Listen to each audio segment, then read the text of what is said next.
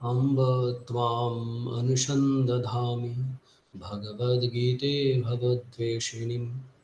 ओम नमो भगवते वासुदेवाय।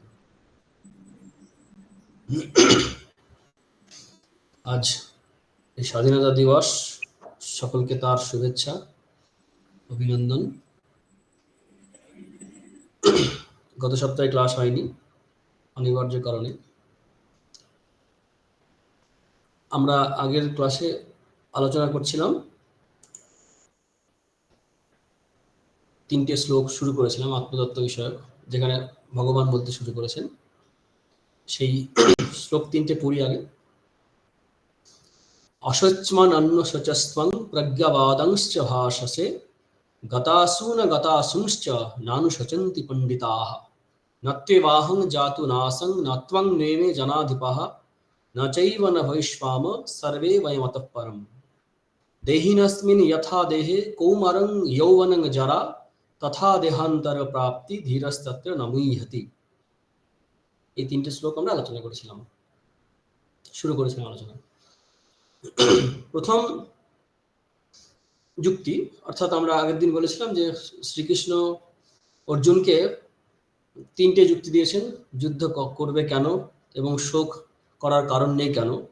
এদিক থেকে তিন প্রকারের যুক্তি দেয়: আধ্যাত্মিক যুক্তি, আত্মতত্ত্ব বিষয়ক, আত্মানাত্মা বিবেক, আর হচ্ছে দ্বিতীয় হচ্ছে দেবেন আর কি, সেটা আমরা আলোচনা করবো পরে। দ্বিতীয় যুক্তি হচ্ছে ধার্মিক যুক্তি, নৈতিকতার যুক্তি বা ধর্মের যুক্তি, কর্তব্য অকর্তব্যের যুক্তি, ঠিক বলতে গেলে কর্তব্য স্বধর্ম এই যুক্তি।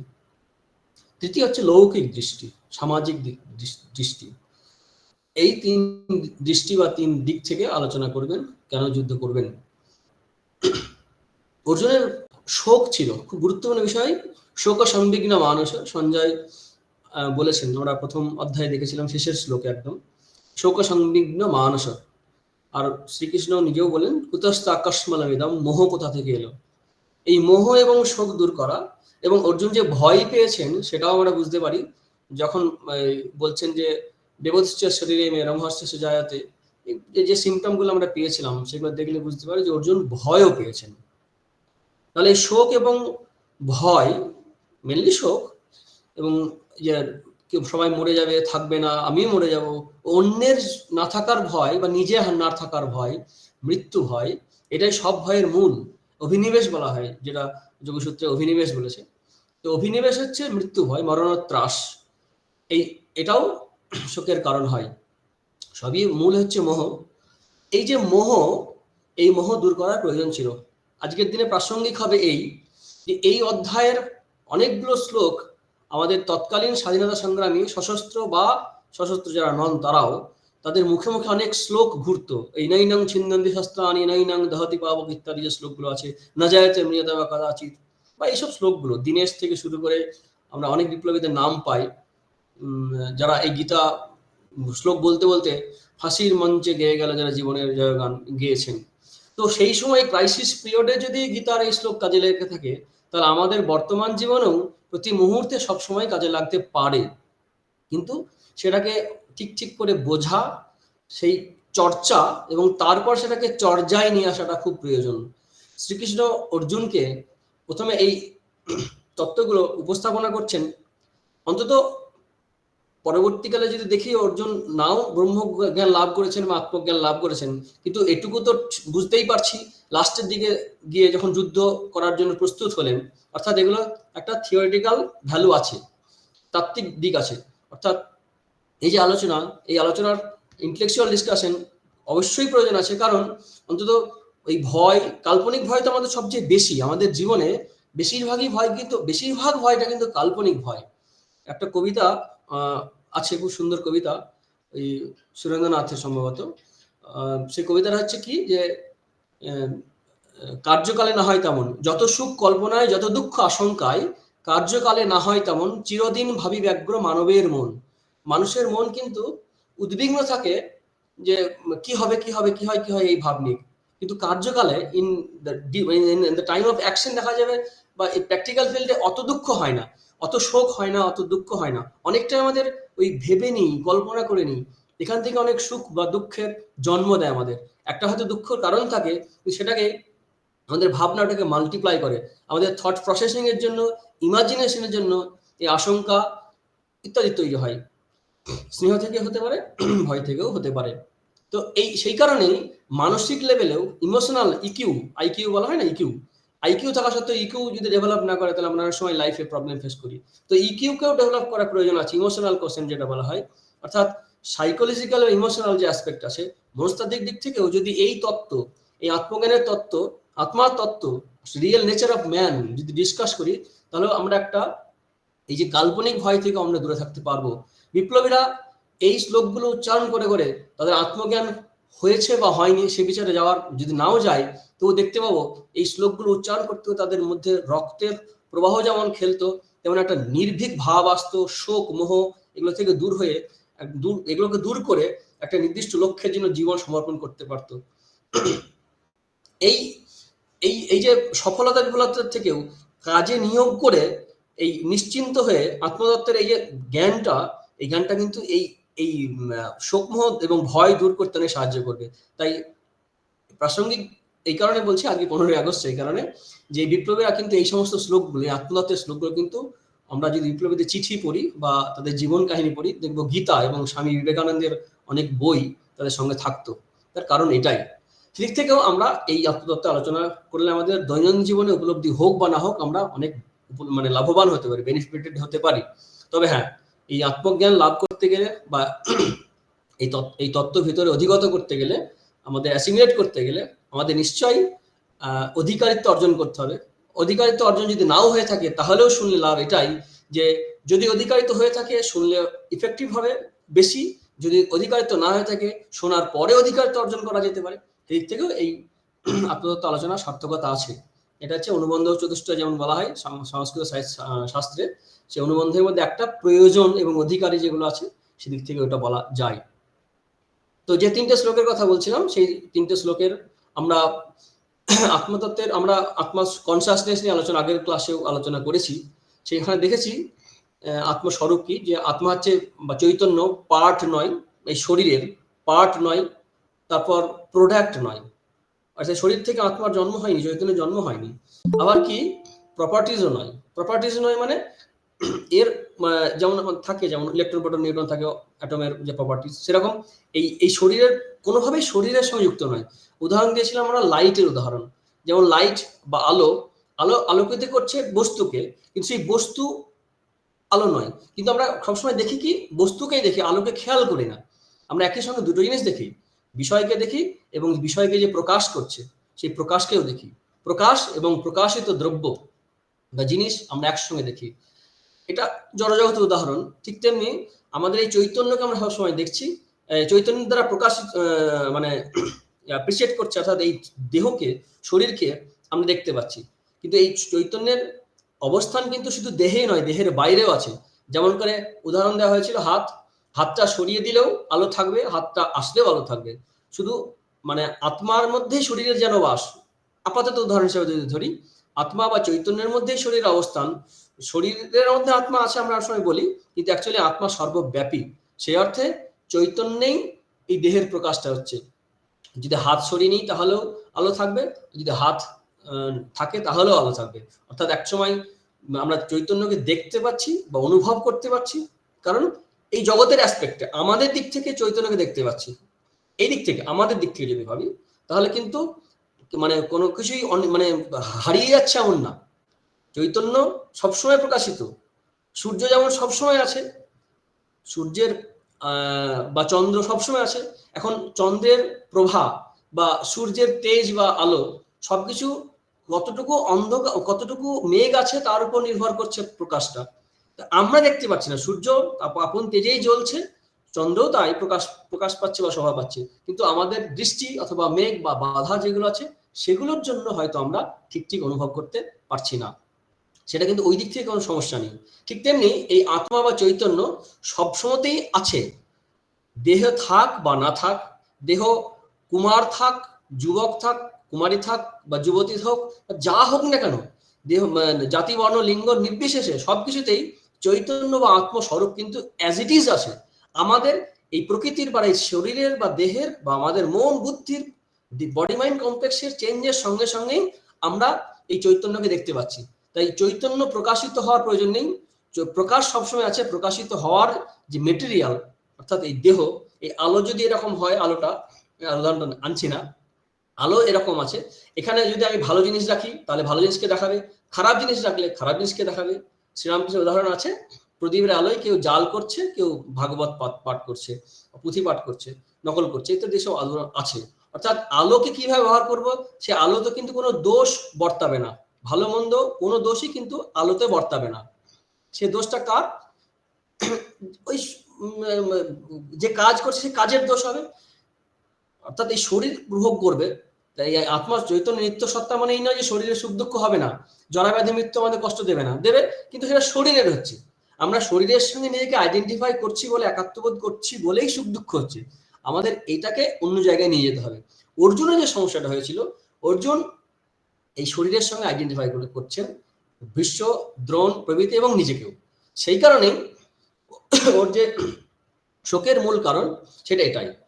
সেখান থেকে সরিয়ে, দৃষ্টিটা সরিয়ে শ্রীকৃষ্ণ অর্জুনকে বলছেন যে আত্মা বা চৈতন্য কিন্তু নিত্য, অর্থাৎ চৈতন্য রূপে শরীর থাক বা না থাক, যেমন এই উদাহরণটা হাতের দেওয়া হলো, বা মেঘের উদাহরণ দেওয়া হচ্ছে, মেঘ থাক বা না থাক, শরীর থাক বা না থাক, আত্মা সূর্য চন্দ্র সব সময় প্রকাশিত উজ্জ্বল। এটা এমন নয় যে আগে ছিল না, পরে থাকবে না, এখন নেই, সব সময় আছে।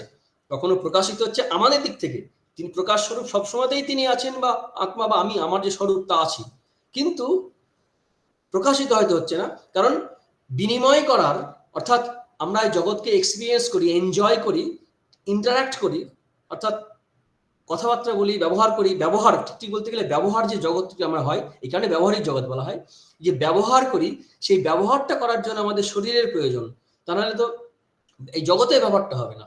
আর তা না হলে কিন্তু আত্মা বা চৈতন্য সবসময় উজ্জ্বলভাবে বিরাজ করছে, রোগ শোক দুঃখ বেদনা যন্ত্রণা কিচ্ছু তাকে স্পর্শ করে না। সেই কারণেই শ্রীকৃষ্ণ প্রথমেই বললেন কি, যে আত্মা কিন্তু নিত্য।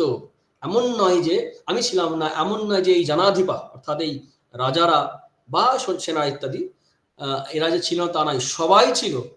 সর্বে অয়ম অতঃ পরম, আমরা সবাই থাকবো, নচৈব না ভবিষ্যম, এরম নয় যে আমরা থাকবো না, বলছে কি সর্বে বয়ম অতঃ পরম, অতঃপর এর পরেও আমরা সবাই থাকবো, অর্থাৎ আগেও ছিলাম, এখনো আছি, ভবিষ্যতেও থাকবো। এই শ্লোকটার দ্বারা এবং তারপরে শ্লোকে আমরা আত্মার নিত্যত্ব, চৈতন্য সত্তার নিত্যত্ব, অর্থাৎ ইটার্নাল অ্যাসপেক্ট, যে চিরদিন শাশ্বত চিরন্তন, এই বিশেষ করে নিত্যত্বটা খুব সুন্দরভাবে প্রকাশ পেয়েছে পরপর দুটি শ্লোকে। পরের শ্লোকে কি বলছেন, যে দেহিনস্মিন যথা দেহে কৌমানং ইয়ৌবনং যারা তথা দেহান্তর প্রাপ্তি ধীরস্থাতে নামিয়তি। অর্থাৎ এই দেহের এই দেহে যে চেঞ্জগুলো হচ্ছে দেহির নয় কিন্তু, অর্থাৎ আত্মার নয়। গুণ আসে যার গুণী, দেহ আসে যার দেহি, সেই দেহির কিন্তু চেঞ্জ হচ্ছে না। এই চেঞ্জগুলো কার হচ্ছে, মডিফিকেশন বা চেঞ্জগুলো যেগুলো হচ্ছে, সেই চেঞ্জগুলো হচ্ছে কি এই দেহের চেঞ্জ হচ্ছে। সেই দেহে কি কি আসছে, একটা স্যাম্পল উদাহরণ দেওয়া আছে, স্যাম্পল দেওয়া আছে, কৌমারং যৌবনং যারা জড়া, এবং একই রকম ভাবে দেহান্তর, অর্থাৎ এই শরীরটা, এই যে জড় পদার্থ যেটা আছে বডি মাইন্ড কমপ্লেক্স, তা বলতে গেলে সূক্ষ্ম শরীরটা থাকে, স্থূল শরীরটা ড্রপ হয়ে যাচ্ছে, পড়ে যাচ্ছে। শরীর মৃত্যু মানে হচ্ছে কি, এই স্থূল শরীরটার সঙ্গে সূক্ষ্ম শরীর আলাদা হয়ে যাচ্ছে। জ্ঞানের ক্ষেত্রে কিন্তু আলাদা, জ্ঞান হয়ে গেলে তার সূক্ষ্ম শরীর চলে যাওয়ার ব্যাপার থাকে না, তার এই দেহ বলে না দেহত্যাগ করেছে বা দেহান্তর করেছে, পরলোক প্রাপ্তি হয়েছে, এই কথাটা কিন্তু ব্রহ্মজ্ঞানের ক্ষেত্রে খাটে না। কেন খাটে না, কারণ ব্রহ্ম সর্বব্যাপী, চৈতন্য আত্মা নিত্য সর্বব্যাপী, সেই কারণে সে মায়ার পাড়ে গিয়ে সে এই দৃষ্টিতে জগতের সে থাকে না, কিন্তু সর্বত্র ব্রহ্ম বিরাজ করার জন্য অত্রই বা সমবিলয়ন্তে উপনিষদ আছে, এখানেই তার কারণে সব লয় পেয়ে যায় আর স্বস্বরূপে প্রতিষ্ঠিত হয়। তার আগে পর্যন্ত এই সূক্ষ্ম শরীর আমাদের কর্ম অনুসারে, বাসনা অনুসারে এক জন্ম থেকে আরেক জন্মে যায়। যেহেতু দেহান্তর প্রাপ্তির কথাটা আছে, সেই কারণে এটা আমাদের একটু বুঝে নেওয়া দরকার, আলোচনা করা দরকার, যে দেহান্তর প্রাপ্তির কারণ কি, দেহান্তর প্রাপ্তির ব্যাপারটা কি। আগের দিনও প্রশ্ন উত্তরে এসেছিল এটা। দেহান্তর প্রাপ্তি মানে এক দেহ ছেড়ে আরেক দেহ পাওয়া। কেন পাই, কবে শরীরের শুরু হয়েছে বলা যায় না, আমাদের অনাদি বলা হয়, কিন্তু শান্ত বলা হয় দন্তস্ব, অর্থাৎ অন্ত আছে। যখন মুক্তি হয়, আত্যন্তিক মুক্তি হয়, যখন আমাদের নির্বাণ বলা হয়, মোক্ষ বলা হয়, মোক্ষ বলা হয়, সেই মোক্ষ বা নির্বাণ যখন প্রাপ্তি হয় তখন কিন্তু এই শরীর থাকে না। কথামৃতে আছে, শ্রীরামকৃষ্ণ কথামৃতে, যে 21 দিন পর শরীর চলে যায়। এখন যারা শরীর প্রেমী তাদের খুব কষ্ট হবে, আর শরীর তাদের কাছে আর মূল্যবান থাকে না। এখন যেটা খুব মূল্যবান মনে হচ্ছে, জ্ঞান লাভের পর মূল্যবান মনে হবে না। যেমন জামা খুলে গেলে আর কষ্ট হয় না, জামার প্রতি একাত্মবোধ থাকার জন্য জামাতে বা কাপড়ে আমাদের কষ্ট বোধ হয়, সেই বোধ তখন আর থাকবে না। তার দেহ গেল আর থাকলো, তার কিছু আসা যায় না। তার আগে পর্যন্ত কিন্তু আমাদের জন্ম থেকে জন্মান্তর যেতে হয়। কেন জন্ম থেকে জন্মান্তর যায়? কারণ বাসনা। বাসনায় কিন্তু আমাদের এক জন্ম থেকে আরেক জন্ম যায়। এই যে ট্রানজাকশনের ডিজায়ার, আমাদের এনজয়মেন্টের ডিজায়ার, এই যে এক্সপিরিয়েন্সের ডিজায়ার, আমাদের যে অভিজ্ঞতা অর্জন হয়, এই জীবনটা শুধু অভিজ্ঞতারই সমষ্টি। ভোগ দুঃখ, ভোগ আমাদের সুখ দুঃখ সবই ভোগ হয়। এই এক জন্ম থেকে এক জন্মে যায়, কারণ আমাদের মধ্যে কর্মফল ভোগের জন্য হয় আর বাসনা থাকে। এই বাসনা, মুখ্যত বাসনা, বাসনার জন্যই কিন্তু আমরা জন্ম থেকে জন্মান্তরে যাই। এই জগতের খেলা চিরদিন চলছে, এই খেলা চলছে। একটা উদাহরণ দিলে আমাদের পরিষ্কার হয় অনেক সময়, যে একটা হয়তো কোনো জায়গায় ক্রিকেট বা ফুটবল বা অলিম্পিক চলছে সব সময়ের জন্য, কিন্তু একটা চ্যানেলে দেখা যাবে সবসময় দেখাচ্ছে না, লাইভ টেলিকাস্টে হচ্ছে না। একটা চ্যানেলে কিছুক্ষণ হচ্ছে, পরে আরেকটা চ্যানেলে দেখাবে যে এই 11টা থেকে 12টা এই সময়, তারপর 12টা থেকে ওই চ্যানেলে দেখাবে, ভাগ করা আছে। এখন আমার যদি ইচ্ছা থাকে যে অলিম্পিকটা ধারাবাহিক দেখতে থাকবো, তাহলে কি করতে হবে? আমাকে চ্যানেলটা চেঞ্জ করতে হবে। ওই চ্যানেলে বসে থাকলে আর দেখতে পাবো না। খানিকটা এই উদাহরণটা যদি আমরা মাথায় রাখি তাহলে বুঝতে পারবো যে তেমনি এই দেহ মনের দ্বারা আমরা এই জগৎকে আমরা উপভোগ করছি, এনজয় করছি, কর্মফল ভোগ করছি। এই দেহ মন যখন থাকবে না, এই দেহ মন যখন অনুপযুক্ত হয়ে যাবে, জরা রোগ ব্যাধির জন্য বা অ্যাক্সিডেন্টালি হতে পারে, তখন কিন্তু এই শরীর দিয়ে তো আর এই জগতের ভোগ হবে না, বাসনাও পূরণ হবে না। তখন কি হবে? সেই বাসনা পূরণের জন্য আমরা আর একটা শরীর গ্রহণ করব। এই আর একটা শরীর গ্রহণ করার জন্য কি হবে? আমার কর্ম এবং সংস্কার অনুসারে, আমার কর্ম সংস্কার বাসনা এই অনুসারে কি হবে? আমি এমন একটা জায়গায় জন্মাবো, এমন একটা শরীর পাবো, এমন একটা শরীর পাবো যেখানে আমার এই বাসনা ফুলফিল করার সুযোগ হবে। সে পশু শরীর হতে পারে, বৃক্ষ পর্যন্ত হতে পারে, আমাদের শাস্ত্রে আছে, বা অন্য মানুষ শরীর হতে পারে। ওই গীতার ষষ্ঠ অধ্যায়ে আলোচনা আছে যে এই যোগীদের কুলে জন্মায় বা অর্থবান ধনী ব্যক্তির পরিবারে শ্রীমতাং গেহে, অর্থাৎ সমৃদ্ধিশালী যে পরিবেশ বা পরিবার পাবে সেখানে জন্মাবে, বিভিন্ন কর্ম অনুসারে জন্মাবে, সেই জন্মের কথা বলা হয়। অর্থাৎ এই বাসনা থাকার জন্য বা কর্মফল ভোগ করার জন্য এক জন্ম থেকে আর এক জন্মে জীবের যাতায়াত থাকে। এটা কিন্তু আমাদের বেদান্ত বা বৈদিক শাস্ত্রের অনুসারে আছে। অন্যান্য অনেক ধর্মে এই ভাবনাটা নেই, কিন্তু জন্মান্তরের কনসেপ্ট নেই। যে কারণে মানে সেসব ধর্মের ক্ষেত্রে কি হয় যে মৃত্যু হওয়া মানে কিন্তু একদম পার্মানেন্ট হয়ে গেল। স্বর্গ তো পার্মানেন্ট, নরক তো পার্মানেন্ট হয়ে গেল। সেই ব্যাপারটা আমাদের এই শাস্ত্রে নেই। আমাদের শাস্ত্রে হচ্ছে কি, যে তুমি সবসময় চান্স পাবে, you will have chance. Swamiji বলছেন, this life is a great chance, do not go for glass beads leaving the mine of diamonds. এই জীবনটা একটা মস্ত বড় সুযোগ। এই সুযোগকে ছেড়ে যেন কাঁচ খণ্ডের অন্বেষণে না যায়, কারণ হীরের খণ্ড, হীরের টুকরো ছেড়ে দিয়া মাইন অফ ডায়মন্ডস, হীরের খনি ত্যাগ করে আমরা যেন কাঁচ খণ্ডের অন্বেষণে না যাই। আমরা বহুবার চান্স পাবো, সেই এই চান্স পাওয়াটা খুব কঠিন, সহজে পাওয়া যায় না, দুর্লভ। সে আলোচনা আমাদের বাউল থেকে শুরু করে, কীর্তন থেকে শুরু করে অনেক জায়গাতেই বলা হয়। কিন্তু জন্ম যে হয় তার কারণ আমাদের এই বাসনা বা ভোগের জন্য আমরা এক জন্ম থেকে আরেক জন্মে যাই। মানুষ জন্ম খুব দুর্লভ বলা হয়, কারণ আমাদের ভোগের আকাঙ্ক্ষা যদি পাশবিক প্রবৃত্তি প্রবল হয় তাহলে নিশ্চয়ই পশু শরীর হবে, দেব প্রবৃত্তি হলে দেবতার মতো হবে, বা সেরকম ভালো পরিবেশে শরীর পাওয়া যাবে, আবার চান্স পাওয়া যাবে। আমাদের জন্ম মানে কিন্তু একটা chance to realise yourself, Atmananda বৃদ্ধি, নিজেকে জানার জন্য বা ঈশ্বর লাভের জন্য কিন্তু প্রত্যেকটা আমাদের সুযোগ, সেগুলো আমরা হেলায় খেলায় হারিয়ে ফেলি। তো এই যে জন্মান্তর হচ্ছে, যে জন্মান্তরের কারণ আমাদের বাসনা, এক দেহ থেকে আর এক দেহে যায়। এটা কে যায়? আত্মা অ্যাকচুয়ালি যায় না। আত্মা বা চিদাভাস এই শরীরের সঙ্গে থাকে, যেন মনে হয় যাচ্ছে। যেমন এই নদীর ধারে হাঁটতে হাঁটতে গেলে দেখা যাবে জলে যদি চন্দ্রের ছায়া পড়ে, তো দেখা যাবে রাত্রে অন্ধকারে, চাঁদি রাতে দেখো চাঁদটাও যেন আমার সঙ্গে সঙ্গে যাচ্ছে, কিন্তু চাঁদ তো যাচ্ছে না, কিন্তু ওই সঙ্গে আছে বলে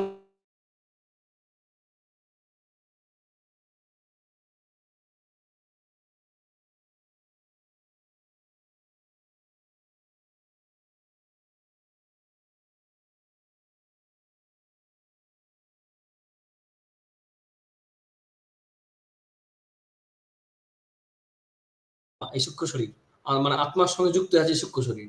এই সূক্ষ্ম শরীর কিন্তু দেহ থেকে দেহান্তরে যায়। তাই শ্রীকৃষ্ণ এতক্ষণ যে আমরা আলোচনা করলাম, শ্রীকৃষ্ণ বলছেন যে এই দেহে আমাদের যে চেঞ্জ গুলো হয়, দেহান্তর প্রাপ্তি, মানে এটা দেহের মধ্যে নয়, আর একটা দেহ পাচ্ছে, এই একটা পার্টটা চেঞ্জ হয়। এই হচ্ছে আত্মতত্ত্বের একটা দিক আলোচনা করলেন, যে আত্মা হচ্ছে নিত্য। আর যদি নিত্য, যদি নিত্যর মধ্যেও টেম্পোরারি নিত্য হচ্ছে কি সূক্ষ্ম শরীর, কারণ আলটিমেট যখন মুক্তি হবে, সেই মুক্তির সময়ে কিন্তু এই সূক্ষ্ম শরীর থাকবে না। এটা অদ্বৈত মত, সাধারণত বেদান্তের এটা সিদ্ধান্তও বটে, কিন্তু নানান স্টেজ আছে, দ্বৈত, বিশিষ্টাদ্বৈত, নানা রকমের ভাবনা আলোচনা করা হয়। তো মোটামুটি এটা হচ্ছে দেহান্তর প্রাপ্তির কারণ। এটা গেল আত্মতত্ত্ব বিষয়, পরেও আত্মতত্ত্ব বলবেন। মাঝখানে শ্রীকৃষ্ণ যেটা নিয়ে আসলেন সেটা হচ্ছে যে অনাত্মা বিষয়, অর্থাৎ আত্মা অনাত্মা আধ্যাত্মিক দিক থেকে বিচার করতে হবে। এখানে কিন্তু অনাত্মাকে গুরুত্ব দেওয়া হয়নি, অস্বীকার করা হয়নি, জগৎকে অস্বীকার করছেন না, এর একটা ইম্পর্টেন্স আছে। তাহলে অনাত্মা অর্থাৎ এই দেহ মন, এর কি হবে? দেহ থেকে তো আমাদের কষ্ট হয়, মেনলি মন থেকেই হয়, মনের মাধ্যমেই। তো দেহ মনের যে কষ্ট বা দুঃখ হয়, তার উপায় কি হবে? অনাত্মা বিষয়ে কি আমাদের অ্যাটিটিউড হবে, কি দৃষ্টিভঙ্গি হবে, কি অ্যাপ্রোচ হবে টুয়ার্ডস দ্য অনাত্মা? এই বডি মাইন্ড কমপ্লেক্স, এই ওয়ার্ল্ড, এই জগৎ, সংসার, সমাজ, সম্পর্ক সব যে ছড়িয়ে আছে, এদের এর এসে এই জগতের প্রতি আমার কি দৃষ্টিভঙ্গি হবে?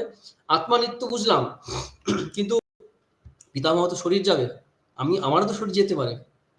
আমার অভিমন্যু থেকে শুরু করে ঘটোৎকচ থেকে শুরু করে অনেকেই তো আছে যুদ্ধে অংশগ্রহণ করছে বা করবে, এতে সবাই তো শরীর যেতে পারে। তারপরে এই তীর লাগলে কষ্ট হবে, বেদনা হবে, যন্ত্রণা হবে, এই শরীর সুখ দুঃখ এগুলোর কি হবে? এগুলো দেখতে পাচ্ছি। সেই কারণে শ্রীকৃষ্ণ বলছেন যে ইন্দ্রিয় এবং বিষয় মাত্রা, পরে করি, মাত্রা স্পর্শাস্তু কৌন্তেয়, তু মানে কিন্তু বলা আছে, এটা আত্মতত্ত্ব বলার পরে কিন্তু তু বলছেন। তাই মাত্রা স্পর্শাস্তু কৌন্তেয় শীতোষ্ণ সুখ দুঃখদাহ আগমাপায়িন নিত্যাস্তান্তিদিক্ষস্য ভারত। তু কিন্তু, এই যে দেহের কথা বলা হলো, দেহ মানে নিত্য যায় না, দেহ থেকে মানে সরি, আত্মার মরে না, চৈতন্য মরে না, কিন্তু এই দেহের চেঞ্জগুলো হয় দেহের, ঠিকই, কিন্তু এর অপোজিটটা হচ্ছে তু কিন্তু, কিন্তু এই দেহের বা দেহকে কেন্দ্র করে, মনকে কেন্দ্র করে এই যে অনুভবগুলো হয়, সেগুলো কিন্তু আসে আর যায়, অনিত্য, তাই এগুলোকে সহ্য করো। ভগবান শ্রীকৃষ্ণ অর্জুনের মতো প্রিয় শিষ্যকেও বললেন না, একটা ম্যাজিক্যাল কিছু দিয়ে দিলেন না যে এইটা জপ করো বা প্রার্থনা করো, এই করো, তাহলে তোমার সুখ হবে না, দুঃখ হবে না, শীত উষ্ণ কিছু হবে না। বলছেন হবে, এগুলো হবে। বিশেষ ক্ষেত্রে তারা কৃপা করে প্রয়োজন অনুসারে সময় কিছু মানে কি বলবো, ওই সিদ্ধাই টাইপের বিষয়ের দ্বারা অনেক প্রবলেম সলভ করে দেয়। কিন্তু সাধারণভাবে, সাধারণ নিয়মে জীবের কর্তব্য ধর্ম কি, সেটা বলছেন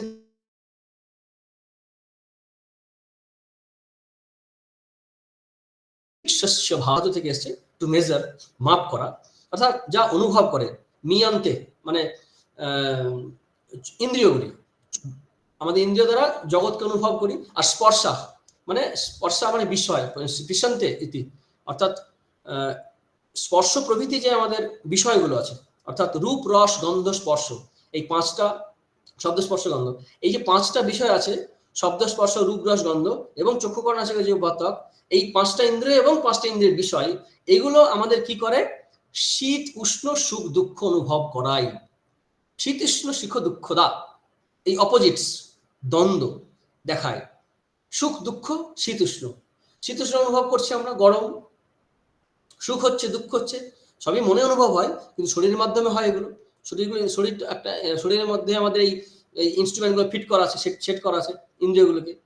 তো এই যে সুখ দুঃখ অনুভব করছি আমরা, এই সুখ দুঃখ অনুভব, শ্রীকৃষ্ণ বলছেন এগুলো কিন্তু অনিত্য। অনিত্য নেচারটা কি? যা আসে আর যায়, থাকে না। আগম অপায়িন, ই ধাতু, অপাই, আগম অর্থাৎ আসে এবং চলে যায়, থাকে না, তাই কি অনিত্য।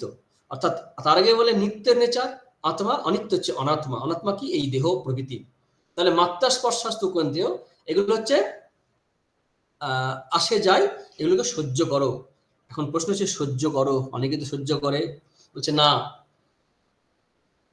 ভগবানকে আশ্রয় করে সহ্য করতে হবে। শঙ্করাচার্য ভাষ্যে লিখছেন নিত্য আত্মদর্শনাথ, মানে এই কোনো রকমের কষ্টকে সহ্য করে নিলাম এমন ভাবে কিন্তু সহ্য করার কথা আমাদের বলছে না। কারণ আত্মার নিত্যত্ব স্মরণ যদি আমরা আত্মার নিত্যত্ব স্মরণ করে যদি না করি, তাহলে প্রবলেমটাকে দ্বন্দ্ব যে সহ্য যদি না করি, তাহলে কি হবে? আমরা দেখতে পাবো যে অনেকেই আছে দরিদ্রতা বা দরিদ্র ব্যক্তি বা পশুরা, তাদের সামর্থ্য নেই, ক্যাপাবিলিটি নেই, তার জন্য তা সহ্য করছে, বাধ্য হচ্ছে, দৈব বশে হোক বা অসমর্থতা হেতু হোক, তারা কিন্তু এই মানে টাকা পয়সা নেই, জামা কাপড় কিনতে পারে না, খাবার খেতে পারে না, বা কেউ কিছু বলে গেলে কিছু বলতে পারছে না, অপমান সহ্য করতে হচ্ছে। এই সহ্য বা ভিখারির যে কষ্ট, সে সহ্য, এগুলো কিন্তু সাধকের সহ্য বা সন্ন্যাসীর সহ্য ধৈর্য নয়। সাধকের সহ্য, সাধকের তপস্যা কিন্তু আলাদা। সে কিন্তু আত্মস্বরূপের চিন্তার দ্বারা করবে। নিত্য আত্ম যে স্বরূপ, নিত্য আত্মা যে স্বরূপ, তার দ্বারাই কিন্তু এই দ্বন্দ্ব সহিষ্ণুতা তার তপস্যার পর্যায়ে যাবে। দ্বন্দ্ব সহিষ্ণুতা অর্থাৎ এই সুখ দুঃখ শীতোষ্ণ দ্বন্দ্ব, এগুলোকে বলা হয় ডুয়াল থ্রংস। এই এই পেয়ার্স, এই জুটিগুলোকে সহ্য করবে কিভাবে? তপস্যা, এটা কি তপস্যা হবে। তা নাহলে কিন্তু অনেকেই তো কষ্ট করে সহ্য করে, কিন্তু সহ্য করার পিছনে লুকিয়ে থাকে কিন্তু ভোগের আকাঙ্ক্ষা। অর্থাৎ তাদেরকে যদি সেরকম অনুকূল ভোগের পরিবেশ পেত, তাহলে সে আর ভিক্ষা করতো না, সে ভোগ করত। অর্থাৎ ভোগ বাসনা এবং অতৃপ্তি থেকেই যায় সুপ্তভাবে। এটাকে কিন্তু কখনোই তিতিক্ষা বা তপস্যা বা সাধনা বলা হচ্ছে না, তিতিক্ষা নয় এগুলো। তিতিক্ষা আমাদের সুন্দর শ্লোক আছে আমাদের বিবেক চূড়ামণিতে। শঙ্করাচার্য বলছেন, সহনং সর্বদুঃখানং অপ্রতিকার পূর্বকম চিন্তা বিলাপ রহিতং সা তিতিক্ষা নিগদ্যতে। সহনং সর্বদুঃখানং অর্থাৎ সমস্ত দুঃখ সহ্য করতে বলছেন, সমস্ত। সে শীতোষ্ণ হতে পারে বা আমাদের দৈনন্দিন জীবনে ইন্টারাকশন যাদের সঙ্গে হচ্ছে, মানুষের সঙ্গে, মানব সব কিছু থেকে আমাদের সুখ হয় দুঃখ হয়। এই সমস্ত সুখ এবং দুঃখ, এখানে দুঃখের কথাই বলা হচ্ছে মেনলি, সুখও কিন্তু সহ্য করা খুব টাফ। কি সহনং সর্ব দুঃখানং অপ্রতিকার পূর্বকম, মানে প্রতিকার না করা। তারপরে যেগুলো আছে আরো আরো সুন্দর, মারাত্মক, চিন্তা বিলাপ রহিতম। শুধু সহ্য করা নাই, সেই সহ্য করার সময় কিন্তু চিন্তাও থাকবে না, কত কষ্ট করে সহ্য করছি, কাউকে দুঃখের কথা বলে গেয়ে যাচ্ছে বিলাপ, বাক্যের দ্বারা, অর্থাৎ কায় মনোবাক্যে সহ্য করলে তবেই সেটা কিন্তু তিতিক্ষা হবে, তিতিক্ষা হবে। তার আগে কিন্তু তিতিক্ষা হবে না। অর্থাৎ তাহলে কি পেলাম আমরা? যে ভগবানকে আশ্রয় করে, নিত্যকে আশ্রয় করে, আত্মস্বরূপের দিকে নজর রেখে আমরা অনিত্য বিষয়গুলোকে রীতিমতো সহ্য করে যেতে হবে, ধৈর্য ধরে যেতে হবে। আমাদের সহ্য এবং ধৈর্য দুটোই কমে গেছে বর্তমান সময়ে, তো অনেক বেশি কমে গেছে। এই সহ্য না করা এবং ধৈর্য না ধরা কিন্তু আমাদের জাগতিক এবং আধ্যাত্মিক তো বটেই, আমাদের অসাফল্য বা দুঃখ যন্ত্রণার কারণ কিন্তু একটা গুরুত্বপূর্ণ। এই ধীর স্থির হওয়া, এই ধীর কথাটা আমরা গীতায় পাচ্ছি, ধীরস্তত্র নামুইজতি।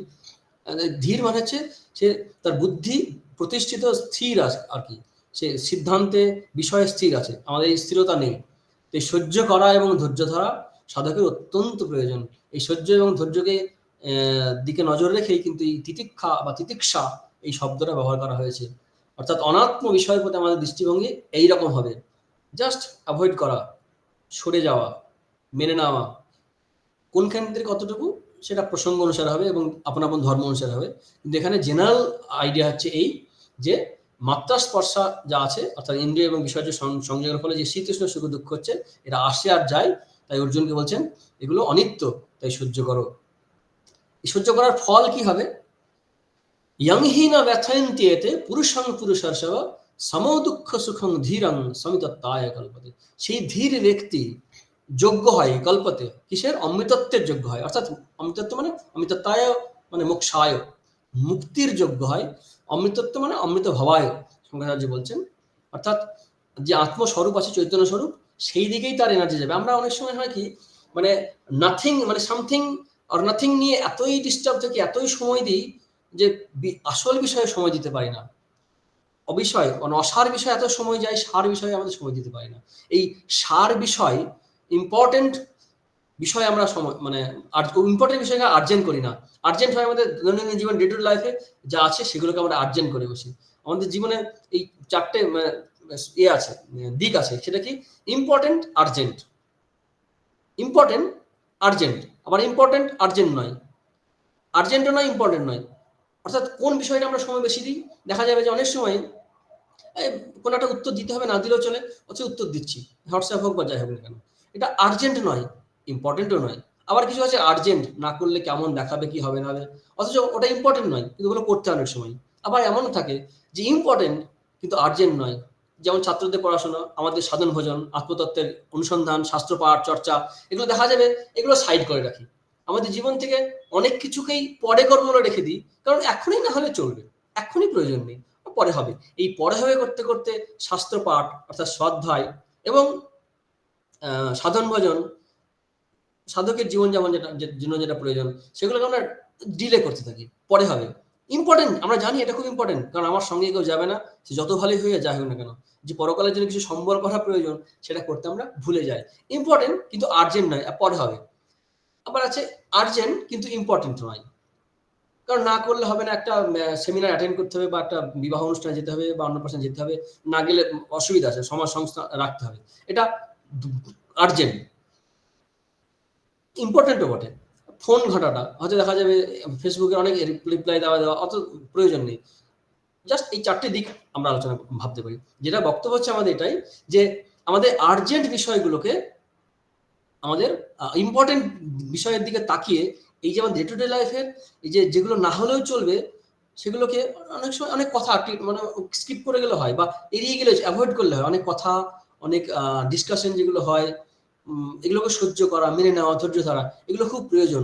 এখান থেকে আমাদের সুখ দুঃখ তৈরি হয়, আর সুখ দুঃখ হলে কি হয়, আমাদের ইকিউ ডিস্টার্ব হয়, ইমোশনাল কোশ্চেন ডিস্টার্ব হয়।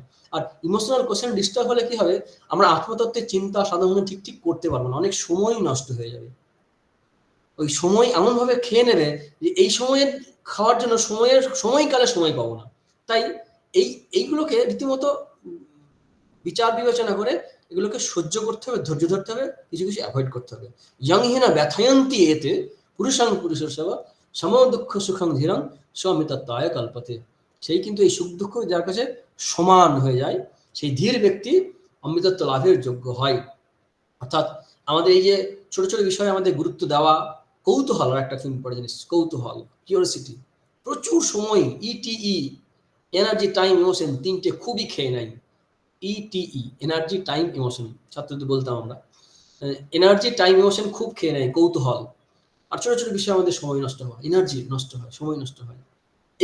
এগুলোকে রীতিমতো অ্যাভয়েড করতে হবে, সহ্য করতে হবে, ধৈর্য ধরতে হবে। সাধকের ক্ষেত্রে এগুলো করণীয়। এই হচ্ছে অনাত্ম বিষয়ের প্রতি আমাদের অ্যাপ্রোচ বা অ্যাটিটিউড হবে। আর আত্মতত্ত্বের বিষয়ে আমাদের অ্যাটিটিউড হবে কি, একদম নিত্য সত্য, এখানে আমাদের মন স্থির করতে হবে, এদিকে এগোতে হবে। এই ভিতটা আস্তে আস্তে আমাদের জমি দখল করতে হবে। স্বামীজির একটা লেকচার এরকম আছে, আমরা একটু একটু করে জমি দখল করবো। সেটা সম্ভবত রাজযোগের বা যোগসূত্রে আলোচনা করতে গিয়ে স্বামীজি বলছেন যে আমরা একটু একটু করে রাজ্য দখল করব, ভূমি দখল করব। অর্থাৎ আমরা দিনকে দিন আস্তে আস্তে আরো বেশি আত্মমুখী হব, ভগবতমুখী হব। এ হচ্ছে এই খুব গুরুত্বপূর্ণ শ্লোক এই দুটি সাধকের দৃষ্টিতে। তত্ত্বের দিক থেকে এগুলো ঠিকই, কিন্তু প্র্যাকটিক্যালি আমাদের এই অ্যাপ্রোচের ক্ষেত্রে এই শ্লোক দুটি অর্থাৎ 14-15 মাত্রা স্পর্শাস্তু কন্তেয় শীতোষ্ণ সুখ দুঃখদা আগমা পাইন নিত্য স্থাংস্থিতিশস্য ভারত ইয়ংহীন ব্যথয়ন্তে পুরুষং পুরুষ সেবা সম দুঃখ সুখং ধীরং সমিতত্তায় কল্পতে। এরপরে যে শ্লোকটা আছে এটা এই শ্লোকটারই থেকে যেন এগোচ্ছেন যে কেন সহ্য করব, তারই যেন আরো ফার্দার যুক্তি দিচ্ছে, প্লাস আত্মতত্ত্ব আরো বেশি দৃঢ় হচ্ছে। কি সেই শ্লোকটা আমরা পড়ি, না শত বিদ্যতে ভাব না ভাব বিদ্যতে শতঃ উভয়রূপে দৃষ্ট্যন্তস্তনয়স্তত্ত্বদর্শী। না অসত বিদ্যতে ভাব, একটা অদ্ভুত ভাবে প্রেজেন্ট করা আছে এখানে, উপস্থাপনাটা এরকম হয়েছে যে মানে না না এরকম করে বলছে, না অসত বিদ্যতে ভাব, এরকম নয় যে অসৎ বস্তু থাকবে, ভাব মানে মানে যেটা থাকে, এক্সিস্ট করে, বিদ্যতে ভাব, ন অসত বিদ্যতে ভাব, অর্থাৎ অসৎ যা এক্সিস্ট করে না। সংস্কৃতে দুটো শব্দ আছে, গীতার পাঠক হিসাবে আমাদের এটা খুব খেয়াল রাখতে হবে। এই সৎ অসৎ মানে কিন্তু এই অনেস্টি এই অর্থে নয়, সততা অর্থে, বা সৎ সৎ বলতে সৎ ব্যক্তি অসৎ ব্যক্তি অর্থে নয়, কিন্তু এখানে কিন্তু বস্তুর অস্তিত্ব নিয়ে বলা হচ্ছে। অসৎ মানে যা থাকে না, যা নেই, যা থাকবে না তিন কালে, সেটাকে বলা হচ্ছে অসৎ। আর সৎ হচ্ছে এই সচ্চিদানন্দ, সৎ হচ্ছে যা তিন কালেই থাকে। অর্থাৎ না অসৎ বিদ্যাতে ভাব, অর্থাৎ অসৎ যা নেই তা কোনো কালে এমন হবে না যে আছে হবে, অর্থাৎ না অসৎ বিদ্যাতে ভাব, না অভাব বিদ্যাতে সত। আর সৎ, সচ্চিত সৎ যেটা, তার কিন্তু কখনো অভাব হবে না, অর্থাৎ চিরদিন আছে। অর্থাৎ যা আছে তা চিরদিন আছে, যা নেই তা কোনোদিনই নেই। শুধু আমরা যেন একটা কল্পনা স্বপ্নের জগতে কিছুদিনের জন্য যেন অ্যাক্টিং করে যাচ্ছি এরকম। আমাদের জীবনে জানার চেয়ে অজানা বিষয় অনেক থাকে। মানে আমাদের এই সীমিত নলেজের দিক থেকে যদি সীমিত যে জ্ঞান তার দিক থেকে যদি তাকায়, এই এম্পিরিক্যাল যে নলেজ সেদিক থেকে আমাদের জীবনের একটা অংশ দেখতে পাই, স্টেজ লাইফটা দেখতে পাই আমরা। গ্রিন রুম লাইফ যদি বলি, গ্রিন রুম লাইফটা এক্সেট্রা ইত্যাদি, গ্রিন রুমের যে লাইফ সেটা কিন্তু আমরা দেখি না, আমরা শুধু স্টেজ লাইফটা দেখি। আর স্টেজে আমরা ফোকাস যেখানে আছি, আমাদের প্রত্যেকের জীবনে আমরা এই জগৎ সংসারে আছি, এটুকু দেখতে পাচ্ছি। এর বাইরে অর্থাৎ এই সূক্ষ্ম শরীরের দেহান্তর গমন হচ্ছে, সূক্ষ্ম শরীরের দেহান্তর প্রাপ্তির আগে মিডিল যে স্টেজ, আতিবাহিক শরীরে, সূক্ষ্ম শরীরে, প্রেত শরীরে, প্রেতজনিতে যেমন থাকছে যতদিন, সেগুলো আমরা অনেক কিছুই দেখতে পাই না, বা জন্মান্তরের আমাদের স্মৃতি থাকে না, অনেক সময় থাকে না, এক্সেপশনালি জাতিস্বর দু একজন হয়তো।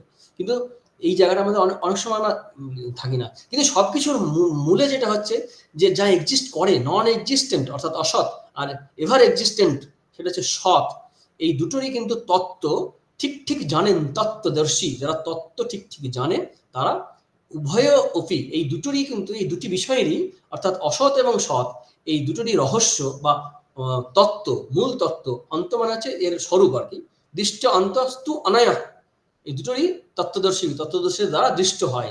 অর্থাৎ যারা ঠিক দেখেন, আত্মজ্ঞ পুরুষ বা ব্রহ্মজ্ঞ পুরুষ বা জ্ঞানী বা প্রজ্ঞা যে আছে, প্রজ্ঞাবাদ ভাষা সে অর্জুনকে বলছিলেন না, সেই প্রজ্ঞা যে আছে তারা কিন্তু ঠিক দেখেন, তারা দেখে অসৎ বস্তুর নেই, আর সৎ বস্তু অভাব হবে না কোনো দিন। এই সৎ নিয়ে একটা সুন্দর আলোচনা আছে, এখানে একটু সামান্য আলোচনা করতে পারি। এক হচ্ছে ইন্ট্রিনজিক এক্সিস্টেন্স, আর একটা হচ্ছে ইনসিডেন্টাল এক্সিস্টেন্স। ইন্ট্রিনজিক কি? ইন্ট্রিনজিক হচ্ছে যা চিরদিনই আছে, সবসময় আছে। একটা উদাহরণ দিলে আমাদের পরিষ্কার হবে। একটা একটা গরম কেটলিতে বা উনুনে, আর গরম কেটলিতে আমরা জল গরম করছি, সেই জলে হয়তো একটা আলু বা পটল দিয়েছি সিদ্ধ করার জন্য। তো এই তাপটা, আলুটা গরম বা পটলটা গরম দেখছি আমরা, এই গরমটা, এই যে উষ্ণতা, heat, what is the source of this heat? এই হিটের সোর্স কি? আলু। আমি হাত দিলে কিন্তু আলুতেই বা পটলে কিন্তু গরমটা অনুভব করছি, কিন্তু আলু পটল তো নিজস্বভাবে গরম নয়, ছিল না, তাহলে কোথা থেকে পেলে গরমটা? এই হিটের সোর্স হচ্ছে কিন্তু গরম জল। আচ্ছা, গরম জলের কি নিজস্ব তাপ, হিট যেটাকে ট্রান্সমিট করছে? না, ওই যে পাত্র, সেই পাত্রটা গরম হচ্ছে, সেই পাত্র থেকে আসছে জলে। আচ্ছা, পাত্রটাও কি নিজস্ব তার হিট আছে? না, ওরও নেই। সে কোত্থেকে পাচ্ছে? তলায় আগুন জ্বলছে, উনুনের তলায়, ওভেনের তলায় আগুন জ্বলছে, সেই আগুন থেকে পাচ্ছে। অর্থাৎ আমরা যদি একটার পর একটা বিষয় ভাবতে যাই, দেখা যাবে একটা জায়গায় পাবো যেখানে তার এই হিটটা নিজস্ব। সেটা কি? ফায়ার, আগুন। আগুনের নিজস্ব তাপ আসে। এটা হচ্ছে আগুনের ইন্ট্রিনজিক কোয়ালিটি, এক্সট্রিনজিক কোয়ালিটি নয়, ইন্ট্রিনজিক কোয়ালিটি। আর ইনসিডেন্টাল বা এক্সট্রিনজিক কোয়ালিটি হচ্ছে এদের, থাকে না। ঠিক তেমনি এই জগতে যত কিছু বস্তু আছে, যা কিছু বস্তু আমরা দেখবে পঞ্চ ইন্দ্রিয় দ্বারা দেখছি, বা যা পঞ্চেন্দ্রের বাইরে যদি কিছু থেকে থাকে, সবকিছু তাদের অস্তিত্বের জন্য কিন্তু তেমনি ভাবে এই সচ্চিদানন্দ ব্রহ্ম আমাদের আত্মস্বরূপের উপর নির্ভর করছে। দেখা যাবে উপনিষদে আছে যে আকাশ, মানে এই আত্মা থেকে আকাশ, ক্ষিতি অব তেজ মরুদ বায়ু সবের জন্ম হচ্ছে, তার থেকে আমাদের সূক্ষ্ম শরীর স্থূল শরীর তৈরি হচ্ছে। অর্থাৎ সবকিছু তাদের অস্তিত্বের জন্য নির্ভর করছে কিন্তু এই সচ্চিদানন্দের সময়, সচ্চিদানন্দের উপরে। যদিও আমরা বুঝতে পারি না, এগুলোকে যারা জড়ো বলছি আমাদের আলোচনা বা বিচারের জন্য, এগুলো কিন্তু আদৌ জড়ো নয়। ঠাকুরের অনুভূতি আছে না, যে চিন্ময় কোষাকুষি, চিন্ময় মূর্তি সবই দেখছেন, বলি, হাঁড়ি কাঠ এবং যে বলিদান করবে সবাইকে চিন্ময় দেখছেন, ঠাকুর দেখছেন সবকিছু চিন্ময়। শ্রীরামচন্দ্রের জীবনের উদাহরণ আছে, স্বামীজির জীবনের উদাহরণ আছে। অর্থাৎ এই জড়ও কিন্তু আলটিমেটলি শেষ পর্যন্ত দেখবে শরীরেও জড় নয়, কিন্তু চৈতন্য, শরীরও চৈতন্য, কিন্তু বিচারের অবস্থায় কিন্তু আমরা চৈতন্যকে আমরা অনুভব করতে পারি না, আলাদা করেই বুঝতে হয়। আলাদা করে বুঝতে গিয়ে আমরা দেখছি কি, যে এই সব কিছুর অস্তিত্ব নির্ভর করছে চৈতন্যের উপরে। এই চৈতন্য হচ্ছে সৎ, এক্সিস্ট করে। শ্রীকৃষ্ণ বলতে যাচ্ছেন, দেখো এই যা কিছু দেখছো সবকিছুই দেখছো আছে মনে হচ্ছে, তা কিন্তু অ্যাকচুয়ালি নেই। তাদের স্বরূপের দিক থেকে, অস্তিত্বের দিক থেকে যদি ঠিক ঠিক যাও, তলিয়ে তত্ত্বের যদি বিচার করো, এই যে তত্ত্বদর্শী, তত্ত্বের দিক থেকে দেখতে গেলে দেখা যাবে এই সব কিছুর অস্তিত্ব নির্ভর করছে, আত্মা অনাত্মা যা দেখছো সবারই অস্তিত্ব নির্ভর করছে চৈতন্যের উপরে। আত্মার নির্ভর করছে না, কারণ আত্মা স্বয়ং স্বয়ং সিদ্ধ, তার মধ্যে চৈতন্য আছে, শত চৈতন্য, তার এক্সিস্টেন্স অন্যের উপর নির্ভর করছে না। তাই নন এক্সিস্টেন্ট যেগুলো আছে, অসৎ যেগুলো, তা কিন্তু কোনোদিনই থাকবে না, না অসৎ বিদ্যুৎ হব। অর্থাৎ আমার এই যে আত্মপরিচয় আছে, এই যে শরীর, এই যে নাম, স্বামী অমুকানন্দ তমুকানন্দ বা অমুক চন্দ্র তমুক চন্দ্র বা শ্রীমতী অমুক তমুক, এই যে নাম এবং একটা ফর্ম রূপ যে পেয়েছি, বডি মাইন্ড কমপ্লেক্স যে পেয়েছি, এগুলো অস্তিত্ব নির্ভর করছে আমার স্বরূপের উপরে, চৈতন্যের উপরে। সেই চৈতন্য সত্তা চিরদিন আছে, চিরদিন থাকবে। তাই এই ভালো জিনিসকে সহ্য করো, সুখকে সহ্য করার কথা বলা আছে। তাই আমাদের যখন আমরা মান সম্মান খ্যাতি প্রতিপত্তি পাবো বা অপমান পাবো, সুখ পাবো দুঃখ পাবো, সবই কিন্তু এই অনিত্য এবং অসৎ। অসৎ মানে এই নন এক্সিস্টেন্ট এই সেন্সে, সেগুলোকে আমাদেরকে রীতিমতো সহ্য করতে হবে। কারণ না অসৎ বিদ্যতে ভাবো, আলটিমেটলি এগুলো থাকে না, না অভাব বিদ্যতে শত। সৎ যা, যা সচ্চিদানন্দ চিরন্তন, যা আমার স্বরূপ, তা চিরদিনই থাকে। পরের শ্লোকে দেখি, এখানে নিত্য আত্মার আমরা আলোচনা হলো। এবার এই চিরদিন থাকে, এটার পরে দ্বিতীয় শ্লোকে বলছেন এই আর একটা বৈশিষ্ট্য পাবো আমরা, যে এই আত্মা কিন্তু অবিনাশী, বিনাশ হয় না এবং সর্বব্যাপী। এই কনসেপ্ট দুটো আমরা পরের শ্লোকে পাবো। সময় কতটা আছে, জাস্ট শুরু করে শেষ করবো, পরে প্রশ্ন উত্তর হবে একটু। অবিনাশী তু তদ্বিদ্ধি येन सर्वमिदं ततं বিনাশম অব্যয়স্যাস্য না কশ্চিৎ কর্তুমর্হতি। তাহলে এই যে সৎ বস্তু বলা হলো, আত্মার স্বরূপ আত্মতত্ত্ব, তা কিন্তু অবিনাশী। তৎবিদ্ধি, তাকে অবিনাশী বলে জানো। এই তু মানে কিন্তু, আবার এখানে বলছে এটা কিন্তু, এই যে অসৎ সৎ বললাম, কিন্তু এই যে তৎ অর্থাৎ এখানে সৎ অর্থাৎ চৈতন্য, সে কিন্তু অবিনাশী। ইয়েনা সর্বমিদং ততম, সব কিছু দ্বারা পরিব্যাপ্ততম শব্দ আছে। অর্থাৎ এই জগৎ, ইদম মানে এখানে জগৎকে মিন করছে, জগৎকে রেফার করছে, জগৎকে বোঝাচ্ছে। এই জগৎ, গোটা সমগ্র জগৎ, জীবন যা আছে, সব কিছু পরিব্যাপ্ত করে এই আত্মা বা চৈতন্য বিরাজ করছে। আর তার স্বরূপ কি না, অবিনাশী, বিনাশ করা যায় না। তাহলে নিত্য হলো দ্বিতীয় বৈশিষ্ট্য পেলাম আমরা, আমাদের স্বরূপের অবিনাশী আর সর্বব্যাপী। বিনাশম অব্যস্যাস্য, অস্য অব্যয়স্য বিনাশম, এই অব্যয়ের বিনাশ। অব্যয় মানে যার চেঞ্জ নেই, ব্যয় নেই, চেঞ্জ হবে না, অবিকারী। এখানে আরেকটা কনসেপ্ট পাচ্ছি আমরা, অবিকারী, বিকার নেই, চেঞ্জ নেই, মডিফিকেশন নেই। অবিনাশম, বিনাশম অব্যস্যাস্য না কশ্চিৎ করতে, কেউ করতে পারে না বিনাশ। সংগ্রহের সুন্দর ভাষ্যে লিখছেন যে ন কশ্চিৎ আত্মানং বিনাশয়িতুম শক্নোতি ঈশ্বরপি, কেউ কিন্তু এই আত্মার বা চৈতন্যের বিনাশ করতে পারে না, স্বয়ং ভগবানও পারেন না, ঈশ্বরপি। ভগবানও, কারণ ভগবান বিনাশ করবেন কি করে, ভগবানের তার স্বরূপ তো। আমি যখনই ভাববো আমি নেই, তখন দেখবো আমি আছি, বেশি করে প্রমাণ দিই। একজন বিদেশি দার্শনিক ছিলেন, ডেকার্ত বলে নাম, তিনি ওইরকম সংশয় দিয়ে শুরু করেছিলেন, যে সবকিছুকে সন্দেহ করবে, কিছু নেই কিছু নেই করতে গেলে আছে, যে সংশয় করে, যে সংশয় করে, ডাউট করে, যে সেই ডাউটার বা ডাউট কর্তা, সংশয় কর্তা তো সংশয় করা যাবে না, সে তো আছে। নিজেকে প্রমাণ করার জন্য তো আর অন্য কোনো প্রমাণ দরকার নেই, আত্মা এটা শত প্রমাণ, অর্থাৎ নিজেই নিজেই নিজের প্রমাণ যে আমি আছি। আমি, কারোকে সন্দেহ আছে, আমাদের সন্দেহ নেই আমরা আছি কিনা, আমরা আছি। তো সেই আমি যে আছি, সে আমার স্বরূপটা যেটা, সেটা চৈতন্য, সেই চৈতন্যের বিনাশ কিন্তু ভগবান করতে পারে না, কেউ করতে পারে না, শস্ত্র অস্ত্র কিছুই কাটতে পারে না। এমনকি আমরা পরে দেখব সূক্ষ্ম শরীরকেও কিন্তু এই নৈনং দহতি পাওয়াকে নচয়নং ক্লিয়তেন, তারপর জলও ভেজাতে পারে না, সেগুলো আমরা পাবো পরবর্তী শ্লোকে। তাহলে আমরা এখানেই আপাতত শেষ করি। অবিনাশী তো তদ্বিদ্ধি येन सर्वमिदं ततं বিনাশম অব্যস্যাস্য ন কশ্চিৎ কর্তুমর্হতি, কেউ, ন কশ্চিৎ, কেউ এই অবিনাশী, যে অবিনাশী সর্বব্যাপী অব্যয় অর্থাৎ ব্যয় নেই, অবিকারী এই আত্মা যে চৈতন্য, এবং আগে বৈশিষ্ট্য পেলাম কি, নিত্য। এই নিত্য অবিনাশী সর্বব্যাপী অবিকারী অব্যয় যে আত্মা বা চৈতন্য, যেটা আমার স্বরূপ, অনাত্মা নয় আত্মা, তার কিন্তু বিনাশ কোনোভাবেই সমর্থন করা যায় না। এখানে শ্রীকৃষ্ণ বলেননি, পরে পরে গিয়ে বলবেন, সেই কারণে তোমার শোক করা উচিত নয় অর্জুন, যুদ্ধ করো।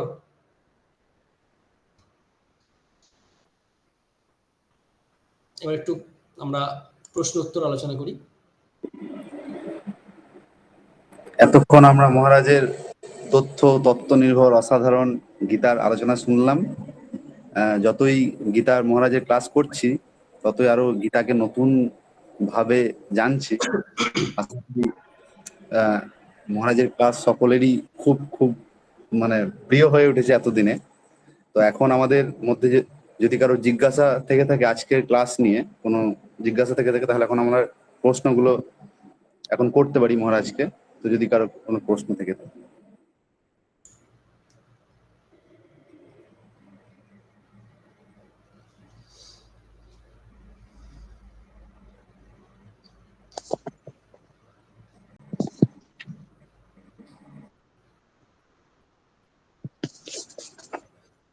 প্রণাম মহারাজ, প্রণাম।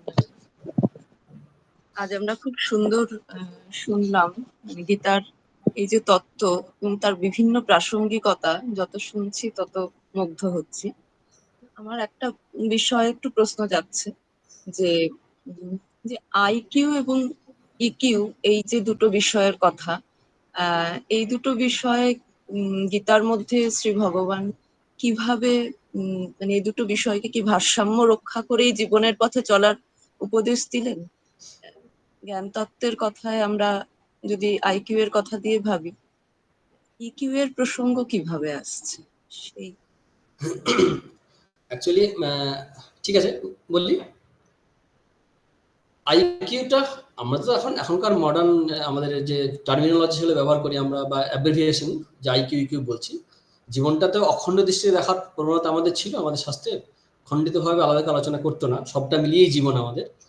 তবু আইকিউ বলতে আমাদের যে বিচার, রিজনিং ফ্যাকাল্টি, সেটাকে, এবং তার দ্বারা আমরা যে অ্যানালিসিস করি, তার দ্বারা যে জ্ঞান অর্জন হয়, সেটাকে বলা হচ্ছে। স্পিরিচুয়াল পাথে কিন্তু আইকিউ এর ভূমিকা খুব কম। কারণ একজন মানুষ সব তথ্য জেনে অ্যানালিসিস করে যুক্তিক তথ্য দিয়ে প্রমাণ করতে পারে ঈশ্বর নেই, আত্মা নেই। আবার কেউ প্রমাণ করতে পারে ঈশ্বর আছে বা আত্মা আছে। এই নিয়ে বিভিন্ন শাস্ত্র আছে। একজন খণ্ডন করে যাচ্ছে, তারপর একজন মন্ডন করছে। এইসব খণ্ডন মন্ডন চলছেই চলছে, আজও চলছে, ভবিষ্যতে চলবে। তো এর দ্বারা কিন্তু না নির্ণয় হবে সত্য, না সাধনা হবে। কিন্তু এটা কি হয়, স্বামীজির উদাহরণ যদি দিই, বুদ্ধির ভূমিকা, এই বুদ্ধির ভূমিকা দুটি সাধারণত। এক হচ্ছে ঝাড়ুদার, আর হচ্ছে গেটকিপার, দারোয়ান। দারোয়ান কি করে, অসৎ জিনিসকে ঢুকতে দেবে না, উল্টো পাল্টা লোককে ঢুকতে দেবে না। আর ঝাড়ুদার কি, যেগুলো ঢুকে যদি থাকে তাকে ঝেঁটিয়ে বের করবে, মানে কাঁচরা বের করে দেবে। তো বুদ্ধির এই ভূমিকা আছে আধ্যাত্মিক জীবনের পথে। ইকিউ হচ্ছে খুব ইম্পর্টেন্ট। মানে ইকিউ আমরা আলাদা করে বলছি বটে, ইকিউ হচ্ছে আমাদের মন মানসিকতা, যে চিত্তশুদ্ধির কথা বলা হয়। চিত্তস্য শুদ্ধায় কর্ম, শঙ্করাচার্য বলছেন নাতু বস্তু উপলব্ধায়। উনি বলছেন এই মনের দ্বারা বা চিত্তের দ্বারা কিন্তু বস্তু উপলব্ধি হবে না, কিন্তু চিত্তের শুদ্ধি হবে। নিষ্কাম কর্ম প্রভৃতি অনেক পদ্ধতি আছে তার দ্বারা। তো ইকিউ হচ্ছে আমাদের ইমোশনাল কোশেন্ট, অর্থাৎ আমাদের যে মন, আবেগ, কামনা, বাসনা, মোহ, সবকিছুকেই আমরা এর মধ্যে বিচার ফেলতে পারি। আর আইকিউটা কি হয়, আইকিউ হচ্ছে আমাদের বিচার। এটাই বিবেকের পর্যায়ে যদি নিয়ে যায়, এটা কিন্তু খুব তীক্ষ্ণ। আমরা যদি একটু আলাদাভাবে ভাবি, বিবেকের পর্যায়ে নিয়ে গেলে খুব তীক্ষ্ণভাবে আমাদের সত্য, মিথ্যা, ভুল, ঠিক, ধর্ম, অধর্ম বুঝতে সাহায্য করবে। কিন্তু এই আইকিউ যদি মানে মিসলিডিং ইকিউ এর দ্বারা, অর্থাৎ মোহগ্রস্ত যে ইকিউ, অর্থাৎ ইমোশনাল কোশ্চেন, যেটা মোহ আচ্ছন্ন হয়ে আছে, আসক্তি, ভয়ে অভিভূত হয়ে আছে, তার দ্বারা যদি ওভারপাওয়ার্ড হয়ে যায়, মানে পেরে ফেলে যাকে বলে, তার দ্বারা যদি হয়ে গেলে সেই বুদ্ধিও ঠিক কাজ করবে না। অর্থাৎ বুদ্ধির মধ্যেই ভূত ঢুকে যাবে, সর্ষের মধ্যেই ভূত ঢুকে যাবে, তখন কিন্তু বুদ্ধিও ঠিক জাজ করতে পারবে না, বিচার করতে পারবে না। তাই আইকিউকে আমরা এটা ব্যবহার করে তাই সেই দিক থেকে। কিন্তু এই আইকিউকে বিবেকের পর্যায়ে নিয়ে যেতে হবে, বুদ্ধিকে বিবেকের পর্যায়ে নিয়ে গেলে সাধারণ জীবনে ভীষণ ভীষণ হেল্প করবে। কিন্তু ওটা ওইটুকুই। অ্যাকচুয়ালি এই আবেগ বা আমাদের এই যে ইমোশনস, চিত্তের যে সংস্কার আছে, তার সঙ্গে মনের সংকল্প বিকল্প সব মিলিয়ে মিক্সচার করে যে আমাদের ইকিউ, আমি এভাবে ভাবছি আমরা, এই এর দ্বারা আমাদের যে জীবন তৈরি হয়েছে, সেই এই যে ইমোশনাল যে লাইফটা আছে, সেই লাইফটাকে সংশোধন করাই আমাদের সারা জীবনের তপস্যা সাধনা।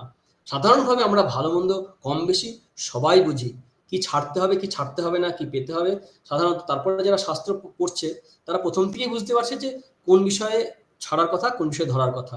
মানে একজন প্রাইমারি স্টুডেন্ট, মানে আধ্যাত্মিক ফিল্ডে প্রাইমারি স্টুডেন্ট এবং রিয়েলাইজ সোল, সবাই জানে নিত্য অনিত্য, সত্য অসত্য কি। কিন্তু আমাদের সাধনার পর্যায়ে কিন্তু এটাই মূল, যে ইমোশনাল কোশ্চেনকেই আমাদেরকে খুব পাওয়ারফুল করতে হবে, সেটা ত্যাগ, বৈরাগ্য, সাধুভোজন দ্বারা। এরা পরস্পরকে হেল্প করে, কিন্তু স্পিরিচুয়াল লাইফে আইকিউ এর চেয়ে ইকিউ এর ভূমিকা কিন্তু খুবই বেশি। ঠিক আছে? ঠিক আছে মহারাজ, প্রণাম নেব।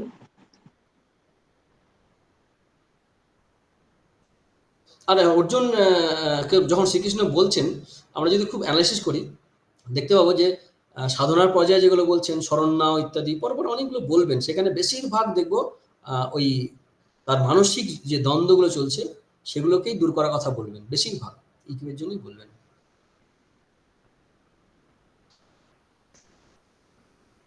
মানে চিত্তশুদ্ধি, মন শুদ্ধ করা, মনকে যোগ্য করে তোলা।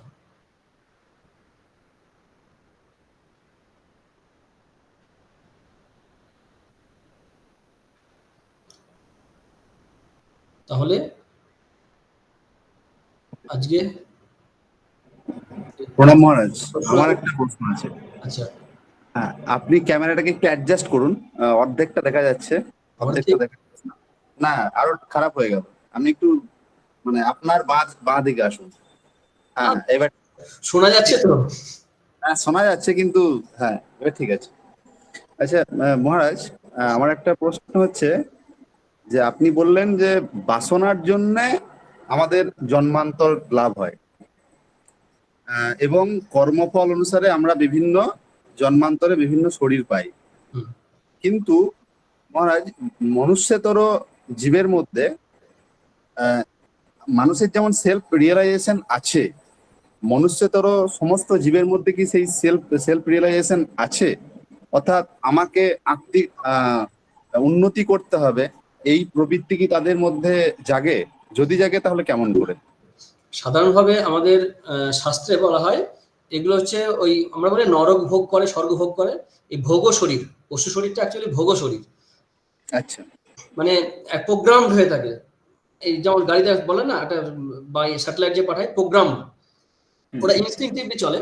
তাদের মোক্ষ লাভের যোগ্য সাধারণভাবে হয় না, অসাধারণ ক্ষেত্রে দু একটা উদাহরণ পাবো আমরা হয়তো ভাগবতে বা পুরাণে পাবো হয়তো, যে একজন রাক্ষস তার জ্ঞান হচ্ছে, বা একজন পশু, একজন কুকুর আশ্রমে থাকতো তার জ্ঞান হচ্ছে, এগুলো অসাধারণ দৃষ্টান্ত, কমন নয়। সাধারণভাবে মনুষ্য শরীর হচ্ছে মুক্তি লাভের যোগ্য শরীর। দেব শরীরে হয় না, কারণ ওরা এত সুখ এবং ভোগ, পুণ্য ভোগ করে আনন্দে থাকে, তাদের এই মানে মনুষ্য শরীরে কি হয়, সুখ দুঃখ দুটোকে এনজয় করার সুযোগ থাকে, সুবিধা থাকে, যার জন্য কি হয় তাদের মধ্যে এই ভাবনাটা কাজ করে, মানে এখান থেকে বেরোবার ইচ্ছা তৈরি হয়, অন্য চিন্তাগুলো আসে না। পশু শরীরে কিন্তু হয় না। কেন হয় না? পশু শরীরে হওয়ার না করার কারণ হচ্ছে ওদের শরীরটাকে বলা হয় ভোগের শরীর, ভোগ শরীর, যেমন দেব শরীর তেমনি পশু শরীর, এর ব্যতিক্রম আছে। ঠিক আছে মহারাজ। আর মহারাজ প্রণাম। মহারাজ, আমার একটা জিজ্ঞাসা ছিল যে আপনি শুরুতে বলেছিলেন যে আমাদের যে জন্মান্তর প্রাপ্তি হয় তখন চৈতন্যের আলোকে অহংযুক্ত সূক্ষ্ম শরীর দেহান্তরে গমন করে, এইভাবে আমাদের জন্মান্তরটা হয়। তো মহারাজ, আমার একটা জিজ্ঞাসা হচ্ছে এই যে যদি অহংযুক্ত সূক্ষ্ম শরীর জন্মান্তরে যাই, তাহলে তো অহং আমার চিরকাল চলতেই থাকবে, মানে অহং থাকবেও, তাহলে অহং থেকে আমি মুক্ত কিভাবে হবো? না, অহং চিরদিন থাকবে না তো। জ্ঞান হলে এটা সব তো মানে অজ্ঞান আবরণ করছে, তারপর বিক্ষেপ থেকে এই জগতের সবকিছু প্রপঞ্চ, এবং এমনকি অহংয়েরও জন্ম হচ্ছে। অহংয়ের জন্ম অনেক পরে হচ্ছে, অজ্ঞানের পরে অহং আসছে। তো জ্ঞান হলে বা মুক্তি হলে অহংকার থাকবে না, তার আগে পর্যন্ত থাকবে। ঠিক আছে? অহংকার কিন্তু থাকছে না। অহংকার যতদিন থাকছে ততক্ষণ তো জীবের জীবত্ব বলতে অহংকার, অহংকারকে কেন্দ্র করে এই বাসনা, কামনা, আমি আছি বলে আমার বাসনা আছে। অহংতা মমতা ইদমতা, ইদমতা মানে জগৎ, অহংতা মানে আমি, আর মমতা মানে হচ্ছে আমার। এই আমি, আমার এবং জগৎ, এইগুলো নিয়েই তো আমাদের লাইফ চলছে। তো তো এগুলো মানে এই অহংকে ঘিরে, আমাকে ঘিরে সব হচ্ছে। তো এই আমি আমি আমি যে করছি ক্ষুদ্র আমি, সে আমিটা মুক্তি মানে তো এই অহং থেকেও মুক্তি, অহং থেকে মুক্তি অ্যাকচুয়ালি মুক্তি। তা নাহলে হ্যাঁ, এটা অদ্বৈতবাদে হয়তো বলে, কিন্তু দ্বৈতবাদ বা অন্যান্য মতে বলে যে ভাগবতী তনু হয়, সূক্ষ্ম শরীর থাকে, মানে এই সূক্ষ্ম শরীর বলতে এই অজ্ঞান আবদ্ধ সূক্ষ্ম শরীর নয়, একটা ভগবত সান্নিধ্য লাভ করবে। ভক্তিবাদের এসব আছে, এগুলো ভক্তিপথে, যে স্বরূপ সাযুজ্য, স্বরূপ সামীপ্য, বৈকুণ্ঠে বাস করবে করবে, এগুলো ভাবনাগুলো সব আছে, সুন্দর সুন্দর ভাবনা আছে এগুলো। তো ভগবানের সঙ্গে নিত্য বিহার করবেন, নিত্য রাস হবে, যেমন যেমন যেমন আছে, নিত্য ভগবত সঙ্গ লাভ করবে, বৈকুণ্ঠ বাস করবে, অমুক লোকে তমুক লোক, বৈকুণ্ঠ লোক, কৃষ্ণ লোক। তো এগুলো থাকার কথা আছে। এটা একটা একটা মতের আলোচনা করে। কিন্তু যদি বেদান্তের সাইন্টিফিক্যালি আমরা আলোচনা করি, ভাবি, তাহলে কিন্তু এই অহংকারেও নাশ হয়ে যাবে, এই অহংকারও নাশ হবে। তদ্ধামং পরমং মম, ভগবান বলছেন কি, তাই ৫০ অধ্যায়ে আমরা পাবো। তো তার আগে পর্যন্ত অহংকার থাকবে। আর যদি অহংকার ভক্তের অহংকার থাকে, ভক্তির অহংকার থাকে, সেটা খুব দোষযুক্ত নয় বলা হয়, কারণ ভক্তি আস্বাদন করার জন্য, ভগবানকে আস্বাদন করার জন্য অহংকারটা থাকে। কিন্তু যদি চূড়ান্ত মুক্তির কথা বলা হয়, আমি মুক্তি দিতে কাতর নই, শুদ্ধা ভক্তি দিতে কাতর হই, গান আছে। যদি মুক্তির কথা বলা হয়, তখন কিন্তু অহংকার একেবারে সম্পূর্ণ মুছে দিতে হবে, না হলে কিন্তু ভেদ থাকবেই। যতই পাতলা ফাইন প্লাস্টিকে হোক না কেন, সমুদ্রের জল তুলে যদি সমুদ্রে রাখি, তাহলে কিন্তু আলাদাই থাকলো। যদি সেই ফাইন প্লাস্টিকটা যদি ফাটিয়ে দিই, কেটে দিই, ফুটিয়ে দিই, তাহলে ওই জলটা সমুদ্রে মিশে যাবে, সে বিরাটত্বকে প্রাপ্ত হবে। সেখানে কিন্তু আমি অহংকার থাকবে না। ঠিক আছে?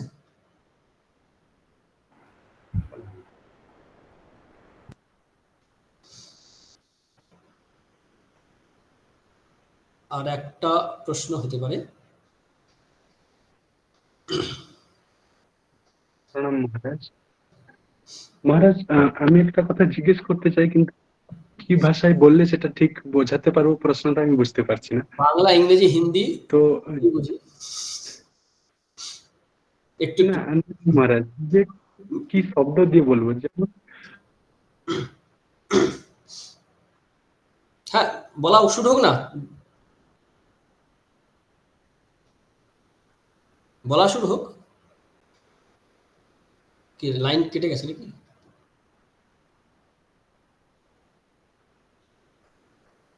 প্রীতিরঞ্জন মন্ডল, মাঝি, এই লাইন মানে কেটে গেছে, ডিসকানেক্ট হয়ে গেছে না? সন্দীপ, হ্যাঁ মহারাজ, প্রীতিরঞ্জনের মনে হচ্ছে ডিসকানেক্ট হয়ে গিয়েছে। ডিসকানেক্ট হয়নি, নেটওয়ার্কের কিছু একটা প্রবলেম চলছে। কি ভাষা দিয়ে পারবে না, হয়তো সেখানে ভাষা হারিয়ে গেছে।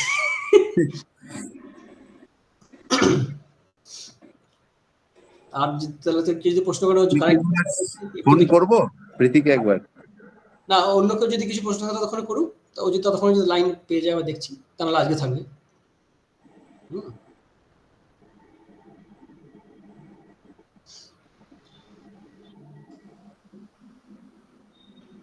একদম আমি এখানে এই আমার সাইডে স্ক্রিনটা আছে, দেখতে পাচ্ছি। ওর ডিসকানেক্ট হয়ে গেল এতক্ষণে। প্রীতিরঞ্জন মাঝি has left the meeting.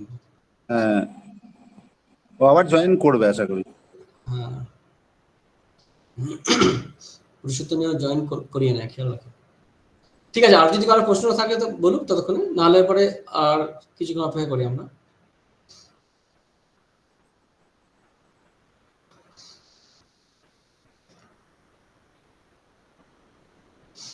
Join করেছে,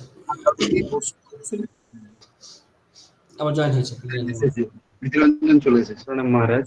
হ্যাঁ, মহারাজ এখন আমার কথা। হুম, মহারাজ, আপনি বললেন যে জন্ম বিভিন্ন আছে,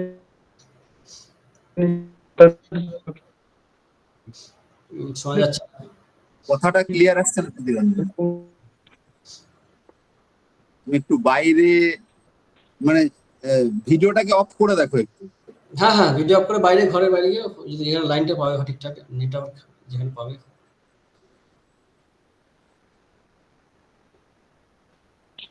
শোনা গেছে মহারাজ? হ্যাঁ, শোনা যাচ্ছে, শোনা যাচ্ছে। হ্যাঁ শোনা যাচ্ছে। মহারাজ,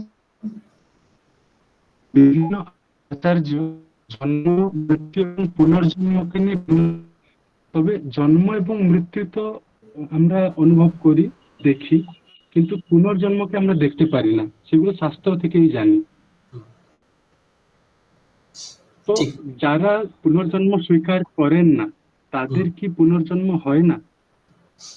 তাহলে কি পুনর্জন্মটা বিশ্বাসের উপরে নির্ভর করে? মানে মৃত্যু পরবর্তী যে গতিটা কি বিশ্বাস এবং স্বীকৃতির উপর নির্ভর করে? না, বলি, হ্যাঁ, পুনর্জন্ম যদি স্মৃতির ওপর নির্ভর করে আমার অস্তিত্ব, তাহলে বাল্যকালে তো অনেক কিছুই আমার স্মৃতিতে নেই, তাহলে কি আমি বলবো আমি বাল্যকালে ছিলাম না? তা না। স্মৃতি হচ্ছে কি, স্মৃতি তো একটা মেশিনারির মধ্যে থাকবে, তো আমাদের চিত্ত, কিন্তু চিত্ত মন বুদ্ধি এর মধ্যে দিয়ে তো আমরা জানার ব্যাপারটা থাকে, তার সঙ্গে তো আত্মার সম্পর্ক নেই বা জন্মান্তর সম্পর্ক নেই। আমরা অন্য একটা শরীর পাচ্ছি, সেই শরীর দেহ মন বুদ্ধি এটা আগের জন্মের স্মৃতিটা আনতে পারছে না। এই স্মৃতিতে না থাকা মানেই না তা নয়, আমার না জানা অনেক কিছু থাকতে পারে, এটা বিশ্বাসের উপর নির্ভর করছে না। জন্মান্তর হয়, এক একটা ঘটনা এক্সেপশনাল, কোনো সময় জাতিস্বর পাওয়া যায়। এছাড়া অবতার পুরুষেরা আচার্যরা তো তারা জন্মান্তরের কথা বলেন যে আগের জন্মে এই ছিলাম। শ্রীরামকৃষ্ণের বিখ্যাত কথা আছে যে রাম যে কৃষ্ণ সেই ইদানিং এই শরীরে রামকৃষ্ণ বলা বলছেন। তো বিশ্বাস এখন না জানার জন্য বিশ্বাস তো করতে হবে। আমরা সাধারণভাবে কি করি, আমরা জন্মেছি এটা সাধারণভাবে বুঝতে পারছি জন্মেছি, আমরা তো কখনো আমাদের নিজেদের জন্মাতে নিজে দেখিনি, স্মৃতি ছিল না ওই সময়, এখনো মনে পড়ে না, কিন্তু এটা তো নিশ্চয়ই বিশ্বাস করতে হচ্ছে। কারণ বিশ্বাস করছি, সত্যকে বিশ্বাস করছি, মিথ্যা বিশ্বাস করাতে বিশ্বাস থাকবে না, সেটা বিশ্বাস করছি, সত্যই করছি। এখন স্মৃতির উপরে কিন্তু আমার অস্তিত্ব নির্ভর করে না। আমি বিশ্বাস করছি বলে জন্মান্তর হচ্ছে এমন নয়, যারা বিশ্বাস করে না তারা জন্মান্তর হয় না এমনও নয়। কিন্তু বিশ্বাস করুক বা না করুক, যদি এটা সাইন্টিফিক হয়, এটা যদি স্বাস্থ্যসম্মত হয়, তাহলে বিশ্বাস করার সঙ্গে না করার সঙ্গে সত্যের কোনো পার্থক্য নেই। তবে হ্যাঁ, এক্সপেরিমেন্ট করতে গেলেও একটা প্রাইমারি বিলিফ দিয়ে তো শুরু করতে হয়, সেই বিলিফটা তো আমার নিতেই হবে। একটা সায়েন্সে যদি ল্যাবরেটরিতে এক্সপেরিমেন্ট করতে যাই, প্রথমে যদি ধরে নিই যে না এটা হতে পারে না, তাহলে তো আমার ল্যাবে যেতেই ইচ্ছা হবে না। সেই প্রাইমারি বিশ্বাস সবারই চাই। তারপরে আমাদের স্বাস্থ্য চ্যালেঞ্জ জানাচ্ছে যে তুমি পূর্বজন্ম জানতে পারবে। যোগসূত্রে আছে সংস্কার সাক্ষাৎকরণাৎ পূর্বজ্ঞাতি জ্ঞানম, সংস্কার সাক্ষাৎকরণাৎ পূর্বজ্ঞাতি জ্ঞানম, এটা সমাধি পাদে অথবা সাধন পাদে আছে এই যোগসূত্র। সেখানে বলছেন যে যদি আমরা আমাদের মনকে সংযম করি ওই আমাদের স্মৃতিতে সংস্কারে, তাহলে দেখতে পাবো আস্তে আস্তে যদি খুব গভীরভাবে স্মরণ করি, যে যেমন আজকে এখন বসে আমি কি করছি, কাল ভাবছি যে কালকে কোথায় ছিলাম, কি খেয়েছি, কি করেছি, তারপর আগের দিনটা ভাবতে ভাবতে গভীরে চলে গেলে যেমন আমরা একদম সেই ছোটবেলার কথা অনেকটা মনে করতে পারি, ঠিক তেমনি এইটা যদি একাগ্রতা সংযম বলা হয়েছে যোগসূত্রে, যদি গভীরভাবে একাগ্রতা প্র্যাকটিস করি, তাহলে কিন্তু আমরা জানতে পারবো। স্বামীজি বলছেন, এটা চিকাগো বক্তৃতাতেও আছে, যে স্মৃতিসাগর মন্থন করতে জানলে তুমিও জানিতে পারিবে। কিন্তু এই পূর্বজন্ম জানাটার সঙ্গে আধ্যাত্মিকতার কোনো সম্পর্ক নেই, না জানলেও চলবে। তবু যদি কেউ জানতে চায়, আমাদের ঋষিরা চ্যালেঞ্জ জানাচ্ছে, তুমি সেই সংস্কারকে সাক্ষাৎকার করো, তুমি এগিয়ে যাও, তাহলে তুমি পূর্বজন্মের কথাও জানতে পারবে। ইনফ্যাক্ট এমনও বলা হয় কোনো কোনো মতে যে যখন যে জন্মে মুক্ত হয় সে জন্মে সবটাই সে বুঝতে পারে, জানতে পারে।